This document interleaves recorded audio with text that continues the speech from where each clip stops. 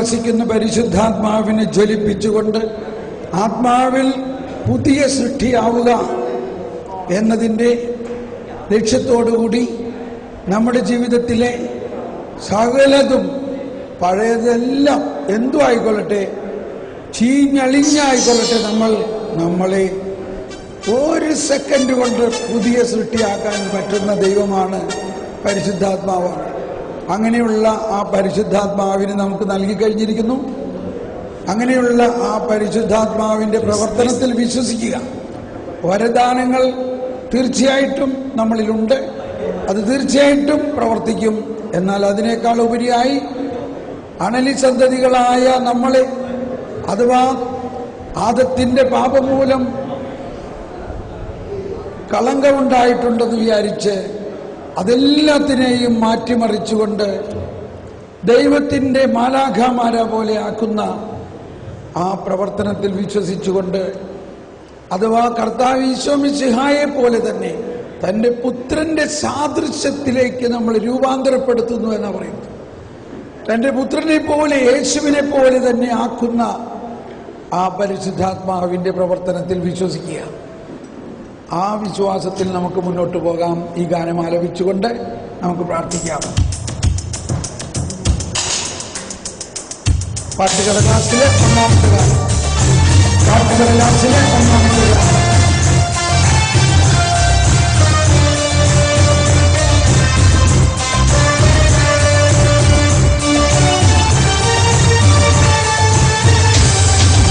ആത്മാവേ പരിശുദ്ധാത്മാവേ, ആത്മാവേ പരിശുദ്ധാത്മാവേ, ഹൃദയത്തിൽ വാഴും ആത്മാവേ, കേളണമേ എന്നിൽ കേളണമേ.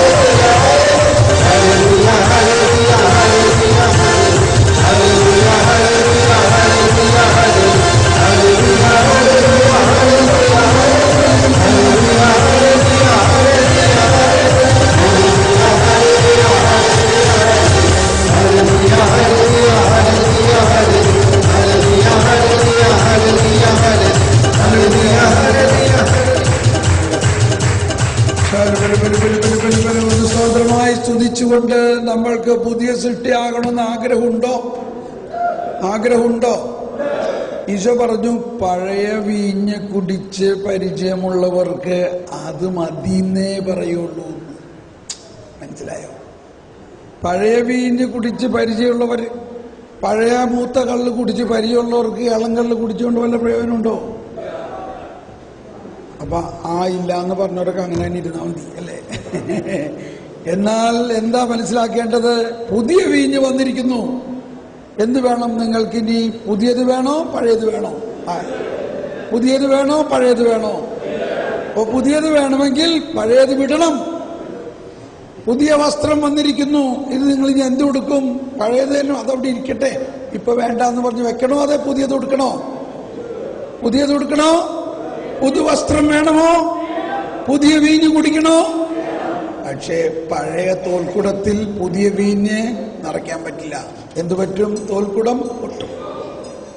അതുകൊണ്ട് പുതിയ വീഞ്ഞ് പുതിയ തോൽക്കുടത്തിലേ ഒഴിക്കാൻ പറ്റുകയുള്ളൂ.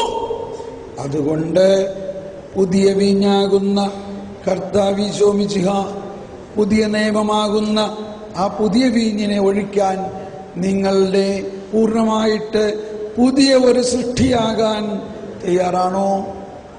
തയ്യാറാണോ? തയ്യാറാണോ?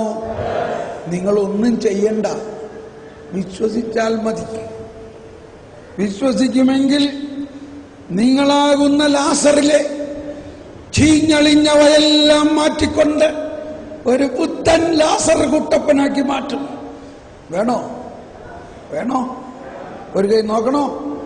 വേണോ? ഇരിക്കാം. ഇവിടെ പണ്ട് ധ്യാനിപ്പിച്ചിരുന്നപ്പോ 2 ആഴ്ച അടുപ്പിച്ച് ഞാൻ ധ്യാനിപ്പിക്കുകയായിരുന്നു ഇവിടെ. എന്ന് പറഞ്ഞാൽ ഇവിടെ അന്ന് മനപ്പറമ്പ് എന്ന് പറഞ്ഞ് ഇവിടെ ഷെഡ് കെട്ടി, ഓല ഷെഡായിരുന്നു. വലിയ ധ്യാനം കഴിഞ്ഞ് എല്ലാവരും അനുഭവങ്ങൾ പങ്കുവെച്ചു. ഒരാള് പറഞ്ഞു, ബ്രദറെ എനിക്കൊരു അനുഭവം ഉണ്ടായില്ല എന്ന് പറഞ്ഞു. ഞാൻ പറഞ്ഞു, 5 ദിവസം ധ്യാനം കൂടിയിട്ട് ഒരു അനുഭവം ഇല്ല എന്ന് പറഞ്ഞാൽ എങ്ങനെ ശരിയാവുക? സാരമില്ല, കുഴപ്പമില്ല, ബ്രദർ ഒന്ന് പ്രാർത്ഥിക്കുന്നു പറഞ്ഞു. ഞാൻ പ്രാർത്ഥിച്ചു.